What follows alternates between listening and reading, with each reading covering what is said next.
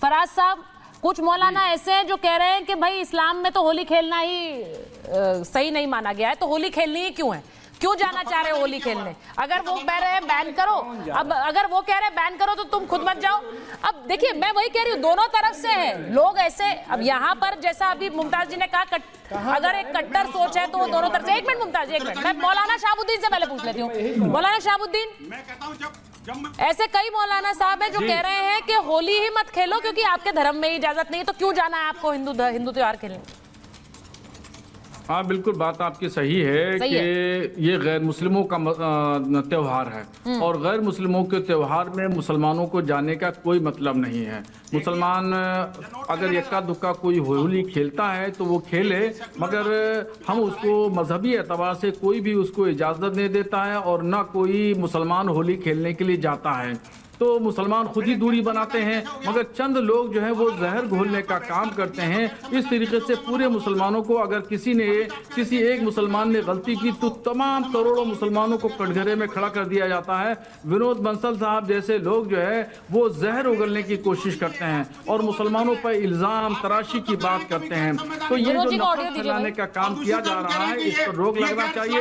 हिंदू मुसलमान भाईचारे के साथ में रहते हैं। नहीं, एक सेकंड मौलाना साहब, आप अभी शुरुआत में खुद ये कह रहे हैं कि हाँ ये सही बात है, मुसलमानों को होली नहीं खेलनी चाहिए, ये गैर इस्लामी है। अभी आपने खुद ही माना ये बात, फिर आप ये कह रहे हैं, फिर आपका दूसरा बयान भी है जिसमें आप कह रहे हैं कि क्यों बैन लगा रहे हैं, तो नफरत फैलाने की कोशिश कर रहे हैं। तो ये दोनों चीजें समझ नहीं आई सर। ये दो मुंह सांप हैं ये। देखिए एक मजहबी एतबार से और एक आर्थिक एतबार से। जब देखिए संविधान ने जब इस बात की इजाजत दी है कि कोई भी एक कहीं का रहने वाला है वो कहीं भी बिजनेस कर सकता है, कहीं भी आ जा सकता है, कहीं भी दुकान लगा सकता है, कहीं खरीदो फरोख्त कर सकता है, तो फिर जो है वो संविधान ने इजाजत दी है कि कन्हैयालाल को दर्जी की दुकान पर जाकर के मार दो। क्या मकसद क्या है? इसका मकसद ये है मुसलमानों को बदनाम करना, मुसलमानों की छवि को धूमिल करना, मुसलमानों की छवि को धूमिल करने की कोशिश की जाती है, मुसलमानों को बदनाम करने की कोशिश की जाती है। जबकि एक मिनट मौलाना साहब, विनोद जी, मैं एक एक करके कोशिश कर रही हूँ, बात करिए आप। मैं एक बार फराज साहब के पास जाऊंगी, बहुत देर से इंतजार कर रहे हैं। मौलाना शहाबुद्दीन साहब, आपने देखिए अपने बयानों से काफी कई बार हलचल मचाई है। पहले आपने कहा कुंभ की जमीन मुसलमानों की है, उसके बाद आप बैक ट्रैक कर गए, आपने कहा फूल बरसाए जाए जब लोग वहां से सनातनी निकले। उसके बाद अभी आपने थोड़े दिन अभी आपका जो बयान आया था वो यही बयान था जिसमें आप कह रहे थे कि भाई हिंदुओं यहाँ पर मुसलमानों को क्यों बैन किया जा रहा है, ये गलत बात है, ये एकता के ऊपर एक तरह से एक हमला है, हिंदू मुस्लिम एकता। अब आप अभी थोड़ी देर पहले कह रहे थे कि हाँ नहीं जाना चाहिए मुसलमानों को हिंदू त्योहार में, वो सही नहीं है। फराज साहब, आप इसे कैसे देख रहे हैं? क्योंकि अगर ये खबर आएगी कि भाई अयोध्या में मंदिर पर हमले की कोशिश हो रही है, अगर ये खबर आएगी कि त्योहार में लाशें बिछाने की धमकी दी जा रही है, तो शायद कोई भी सोचेगा कि क्यों भाई बैन करो, क्यों आसपास हो। ये कहा जा रहा है, वो ये कह रहे हैं जो आचार्य जी ने कही बात। मुझे बड़ा संकट में डाल दिया। हाँ बोलिए ना प्लीज। वो आपने इसलिए डाल दिया कि आप मेरी one of the favourite anchors में से एक हैं और मैं अभी होली से पहले दिल्ली आ रहा था तो सोच रहा था कि होली हम आपके साथ भी मनाएंगे, अपने और दोस्तों के साथ मनाएंगे। अब पहले आप ये बताइए, आप होली हमारे साथ मनाएंगे कि नहीं मनाएंगे? हमको होली की मिठाई खिलाएंगे कि नहीं? अरे सर यहाँ मैं तो खेलूंगा साथ। नहीं, मैं आपको एक और बात बताऊंगी, आप आएंगे तो होली की मिठाई भी खिलाएंगे और आचार्य जी खिलाएंगे आपको, मैं नहीं, वो भी खिलाएंगे। चलिए से पूछ रहा हूँ, बोलिए। अगर आप होली खेल लेंगे तो मौलाना साहब आपको मुसलमान रहने देंगे, नहीं रहने देंगे, फतवा दोबारा पढ़ाएंगे?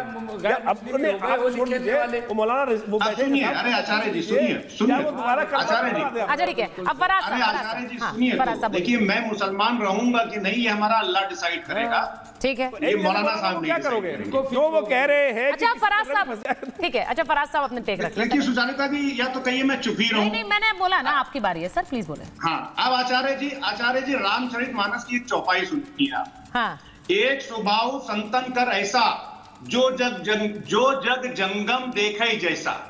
अब आपको तो इसका मतलब बताने की जरूरत है नहीं, लेकिन सुचारिता जी लेकिन मौलाना का स्वभाव क्या करोगे आप मौलाना का स्वभाव बताओ कि मौलाना क्या करेंगे कि जिन पर गलती से रंग पड़ गया वो तो गर्दन काट देंगे हमारी।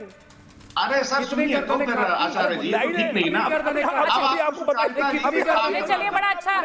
जो है अरे वो लग रहा है मुगलों का दौर है। अच्छा एक सेकंड, मोदी जी का दौर है, योगी जी का दौर है। नहीं, अरे वो कह रहे हैं ऐसा लग रहा है मुगलों का दौर है। हुकूमत की नाकामी बता आप मान रहे हैं मुगलों के दौर में अत्याचार हो रहा था? आप मान रहे हैं मुगलों के दौर में अत्याचार हो रहा था? आप मान रहे हैं? चलिए, अभी अबू आजमी ने तो कुछ और ही कहा, इसलिए मैंने पूछा। मैंने कहा पूछ लूं, क्योंकि अबू आजमी कह रहे हैं कि बड़े सही शासक थे, उन्होंने कोई अत्याचार नहीं किया।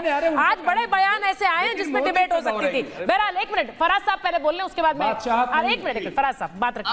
अब क्या करना पड़ेगा कि मैं आपके ये जो बैठे हुए हैं सज्जन जिन्होंने खून से लिखी है, आप एक काम करिएगा, एक खून से चिट्ठी लिखिए माननीय प्रधानमंत्री जी को और उनसे बोलिए कि संविधान के आर्टिकल 15 को चेंज करें, पार्लियामेंट का स्पेशल सेशन बुलाएं।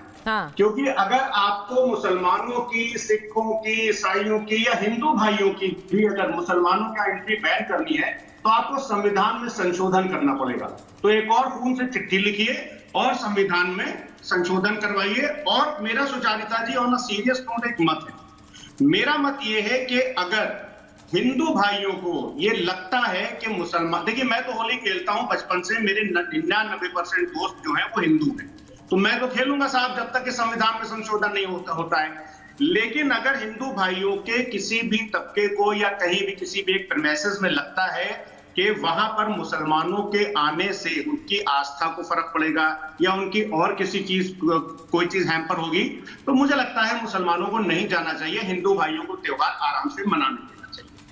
अब बात हो रही थी थूक जिहाद, लव जिहाद, पेशाब जिहाद, फलाना जिहाद, धमाका जिहाद।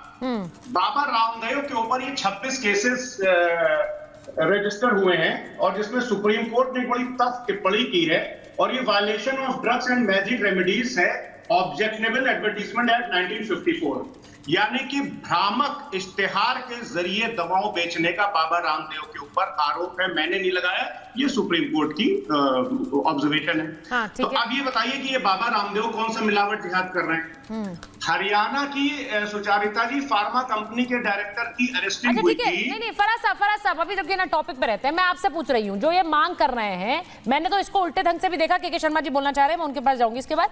मैंने इसे उल्टे ढंग से भी देखा है, अगर मुसलमान कह दें कि भाई रमजान में नहीं हो, हिंदू कोई व्यापारी ना हो, दुकानदार ना हो, तो वो गलत है या वो सही है? क्या ये हक उस कम्युनिटी को, समुदाय को होना चाहिए कि वो तय करे, या फिर? सुचारिता जी मैं आपको एक किस्सा बताता हूँ, एक किस्सा नहीं है, एक रियलिटी। लखनऊ में एक मोहल्ला है अमीनाबाद, बहुत बड़ा एरिया है। वहां पर जो दुकानदार हैं वो 70% हिंदू भाई हैं और 90% मुसलमान ईद की शॉपिंग वहीं से करता है। ठीक है, तो ये तो देखिए एक मतलब मुझे लगता है कि के शर्मा जी इसका जवाब दे दीजिए। वो कह रहे हैं कि ईद की हम खरीदारी वहां से करते हैं जहां सारे हिंदू व्यापारी हैं। अब इसमें ये अगर आप ये करने लग जाएंगे, मैंने अभी कानिफ नाथ का भी जिक्र किया कि वहां पर देखिए किस तरह से यात्रा में बैन कर दिया गया है मुस्लिम दुकानदारों को, वहां पर दुकानें नहीं लगेंगी। तो क्या ये एक सही लाइन है जो हम ले रहे हैं? क्या ये जरूरी है?